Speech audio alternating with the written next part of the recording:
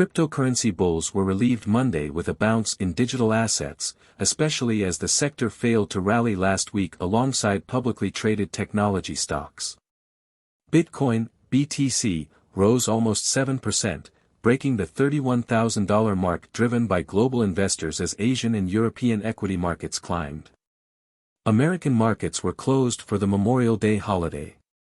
Bitcoin broke above $30,000, but it needs to hold the $29,300 level on a retest to suggest continuation to the upside, Marcus Soterio, analyst at digital asset broker Global Block, said in a note Monday. Relief has been long overdue in the crypto market, as the U.S. stock market already rallied last week, after Jerome Powell's speech that gave the market clarity on their plans to carry out a soft economic landing. Elsewhere in the latest crypto rally, Ether, ETH, jumped just over 8% to about $1,940. Cardano, ADA, was a standout among Ethereum alternatives, surging about 14% to about 54 cents. The rally in cryptocurrencies Monday comes on the back of a bump in Asian equities amid reports that major Chinese cities have started to ease coronavirus restrictions after months of strict lockdowns.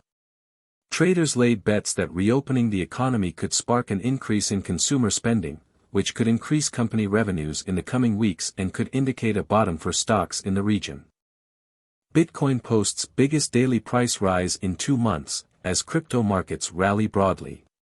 Traditional markets were mostly closed in the U.S. on Monday for a holiday, but Bitcoin, BTC, didn't rest. The largest cryptocurrency jumped more than 7% to about $31,500, in its biggest gain since March 9. The sudden burst higher came as Bitcoin had just completed a record 9-week losing streak that took the price down to around $29,400 from $37,600. Now crypto analysts are starting to ask if the market is finding a bottom after the latest downdraft.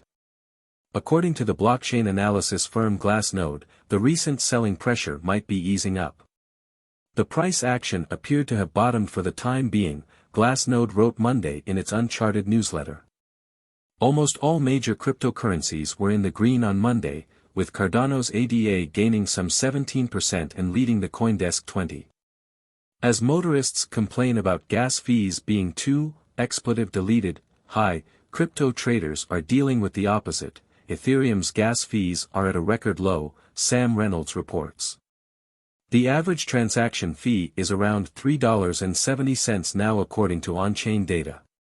When the year began that number was between $38 and $52 depending on the chain congestion at the time. As such, gas-heavy transactions like selling an NFT on OpenSea or completing a Uniswap transaction are at all-time lows. Traders seem to be spooked by the fallout of Terra and have been hesitant about jumping back into the market. On-chain data shows that throughout May there were massive spikes in gas consumption on key dates related to Terra's decline, and subsequent spikes in activity on Uniswap, as traders repositioned to shield themselves from market volatility. The problem is, they aren't getting back into the market. Gas is low, Uniswap is, comparatively, idle, and the price of Ether continues to trend downward. Ether's price is recovering, but demand is weak because there aren't as many active traders at the moment.